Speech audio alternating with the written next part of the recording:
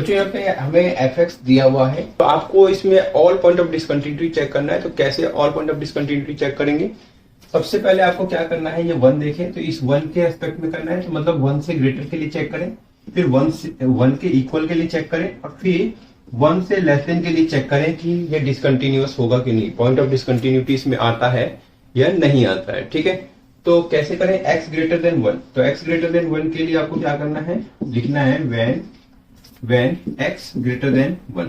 अब greater than 1 के लिए 1 से ग्रेटर होना चाहिए x का वैल्यू, तो वो जो वैल्यू है उसमें आपको c एज्यूम करना है ग्रेटर देन के केस में, और लेस देन के केस में भी एक वैल्यू आपको c एज्यूम करना है। ठीक है, लेकिन इक्वल टू के केस में कोई एज्यूम नहीं करेंगे हम। तो पहले हम इसकी बात करें तो यहाँ पर एज्यूम करके चलेंगे, यानी कि लेट करके चलेंगे x इक्वल टू c, और ये जो c है वो 1 से ग्रेटर है। ठीक है, राइट, समझ में आ रहा है? अब हमें क्या करना है, लिमिट फाइंड आउट करना है और value of the function find out करना है, लिमिट और वैल्यू ऑफ द फंक्शन। तो लिमिट के लिए क्या करें, सबसे पहले लिमिट लीजिए x टेंड्स टू c और लिख दीजिए fx, राइट।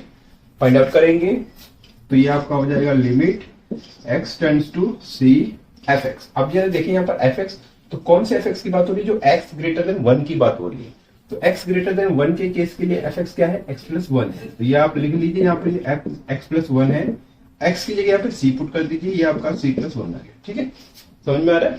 साथ में अगर हमें इसमें फंक्शन की वैल्यू पता करो, फंक्शन की वैल्यू मतलब fc डायरेक्ट, तो इस फंक्शन में fc फाइंड आउट करना है, x की जगह आपको c पुट कर देना है।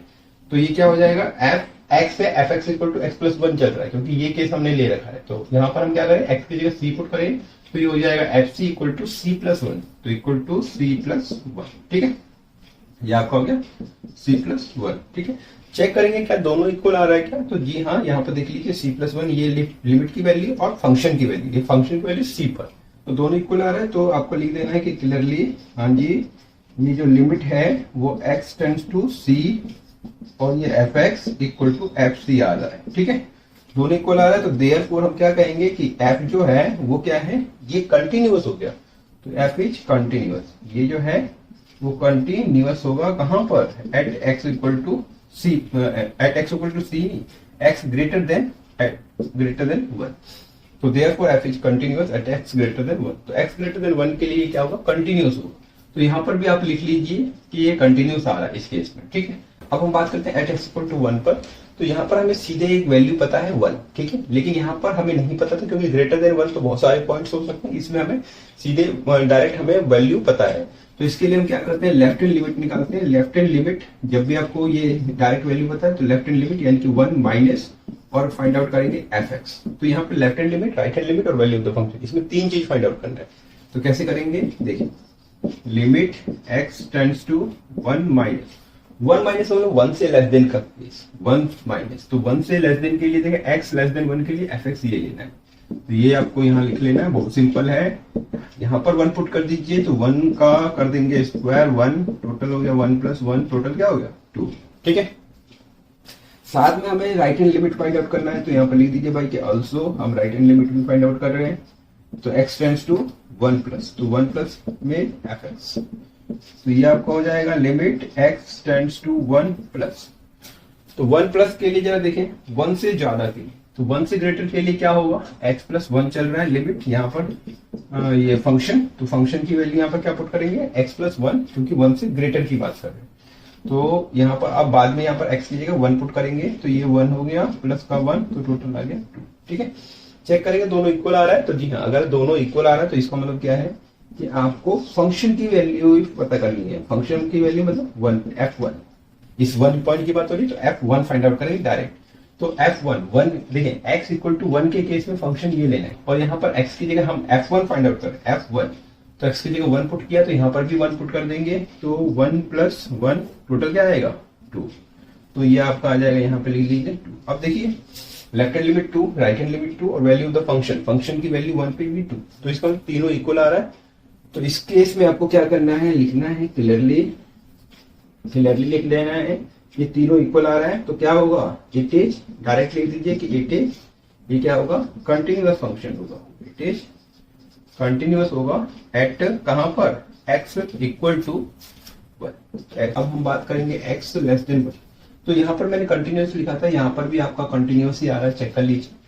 ठीक है, और अब x लेस देन 1 की बात करें तो लेस देन 1 के लिए क्या कहा मैंने, एक सी पॉइंट लेना है, जो कि ये जो सी पॉइंट है वो 1 से लेस देन एज्यूम करके चलेंगे।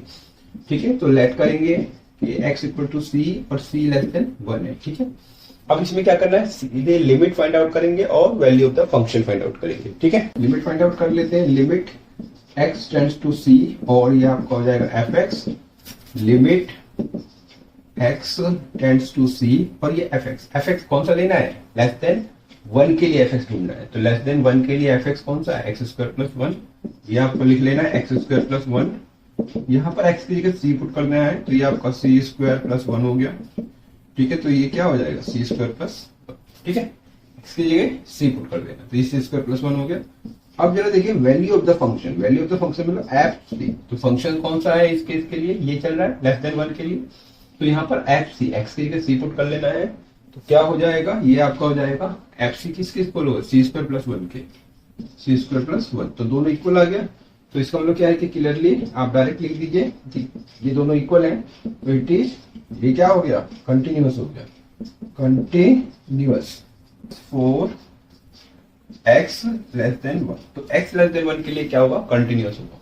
तो यहाँ पर जरा देखें तो ये भी कंटिन्यूअस, ये भी कंटिन्यूअस, ये भी कंटिन्यूअस, तीनों जगह ये कंटिन्यूअस आया है। तो इसका मतलब क्या है कि यहाँ पर आपको लिखना होगा हेंस लास्ट में लिख दीजिए hence there is no point of discontinuity, no कोई पॉइंट नहीं मिला हमें, नो पॉइंट ऑफ इसका डिसकंटिन्यूटी,